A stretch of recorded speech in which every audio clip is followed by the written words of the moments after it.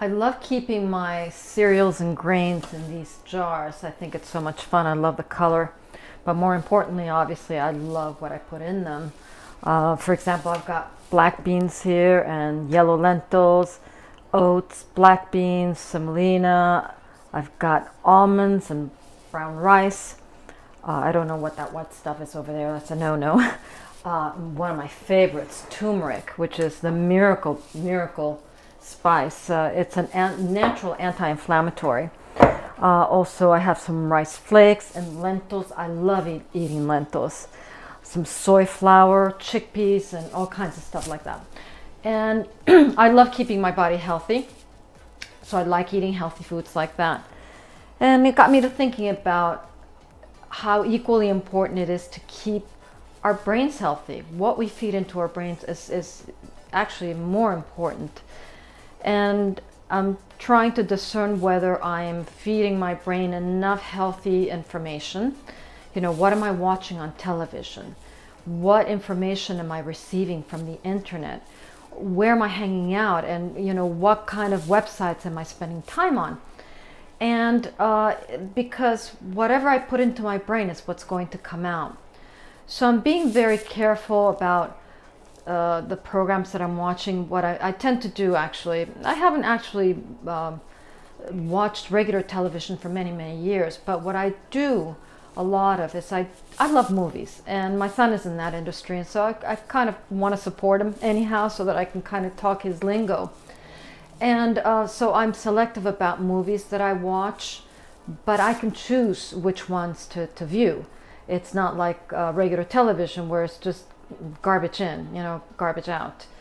So I find that when I watch, especially movies that are inspirational, motivational, that talk about self-improvement or somebody overcoming something, those are the sort of movies that I love to see because they give me ideas, they fuel me. And so I like the fact that I can choose what I watch.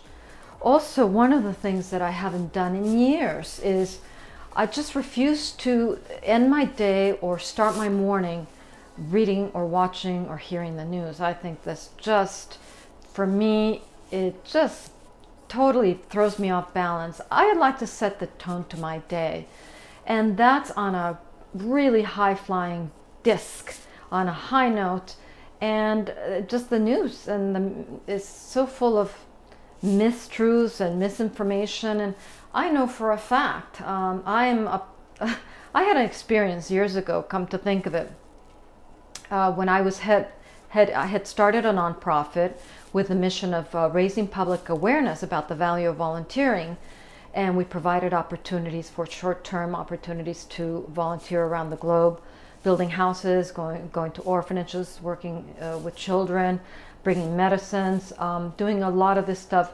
especially after natural disasters. Not immediately, but in the second phase of natural disasters.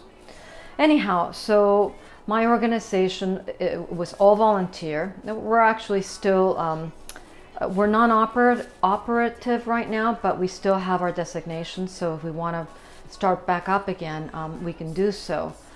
Anyhow, so we were doing a fundraising event.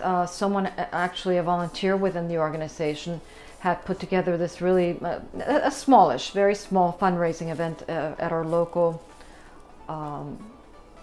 beautiful hotel that we have on the water called the Delamar. And we were going to raise funds by selling various items, and anything above the wholesale price the organization would get to keep. And 100%, by the way, of the proceeds always went to our projects and programs. It was, the name of the organization is called Volunteers on Call. And no one, other than for a brief 6-month period when we hired an executive director, and whom we had to let go for a number of reasons, no one ever drew a salary. No one made a penny off this organization. It was all volunteer. It was really a love of, it was an effort from the heart, and we did this with passion and just because we wanted to help. So this volunteer had put together this fundraising event. Anyhow, so one of the vendors that was there was a furrier. And frankly, I wasn't involved with any of the details. But the day before the event, I get a phone call in the afternoon from a leader of PETA, the organization that protects animals, based out of Virginia. And he said, you know, Miss Bougen, I just want to give you a heads up. I said, about what? He said, well, a young man, apparently a reporter from your town, is calling all the PETA organizations, all the various branches throughout the eastern coast, the north, all the way from the north to the south, so from Maine down to, you know, Florida. And he's going to spin a story on you. So just be careful, because this young man, I feel, is trying to make a name for himself. And I know what you're trying to achieve, and we know that you're not directly killing little animals, innocent furry animals. But anyhow, just a heads up. So of course that night I couldn't sleep. I just couldn't sleep. I was worried about what is this article going to say? Well, guess what? I made the front page of my local newspaper with some heading, something like, I'm killing little animals. What he failed to focus on is, number one, I wasn't personally killing any animals. I get it, you know, and I'm very conscious today about natural fur and all that.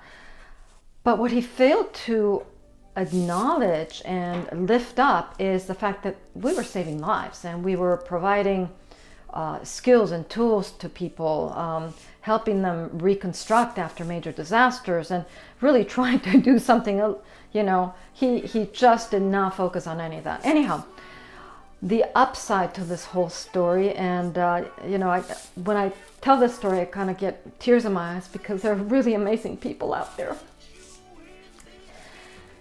I get a phone call. I'm at the hotel, the Delamar Hotel, which is a beautiful hotel on the water, and I get a phone call. One of the police officers, because the local police called me saying, look, we just read this article. Do you need any assistance? Do you want one of our officers to be there? And I said, yes, that would be a good idea. They said, we think so too, because you never know. Some of these people tend to get a little aggressive and whatever. So we did have a police officer on site. So she calls me, she says, you have a phone call. And I thought, who's calling me here at the hotel? We were doing this spread at the lobby. It's just a beautiful hotel. The setting is perfect. Anyway, so I pick up the phone, and this person identifies herself. I won't tell you the name, obviously, because it's an extremely prominent business person, let us say, worldwide, who happens to live in my town. We have a lot of those, by the way. Anyhow, so she says to me, she was the wife of they're both well known, but her husband is just so prominent in the business world. And she said, look, I read this article, and I'm really upset about it, because when my family and I moved to this town, the same young man tried to spin a story on our family. And she said, and it's just terrible. She said, how much money were you hoping to raise? And we said, well, it's just a very, very small fundraiser. You know, we were hoping to raise $15,000. And she said, come to my house tomorrow morning. I will have a check for you for $15,000. And the end of the story is just amazing. I got to meet, not only, you know, get the funds that we were hoping to achieve, but more importantly, to meet someone who is just so caring, so giving, so full of philanthropy and just empathy for others out there. I was a little guy, I'm a nobody. The point of my video today is, again, about the media, about what we put into our heads, what we read. We can't always believe what we're reading, because it's not always true. So this horrible monster of a person that this young man depicted, and of course, you know, try to hurt me personally, you know, in my community, it backfired on him, and you know, that was his karma. But that's just not who I am. So anyhow, be careful with the kind of foods that you put into your brain. Your brain is more important than your body. So that's what I really try to work on every day. Who am I listening to? What am I watching? Who am I surrounding myself with? What am I reading?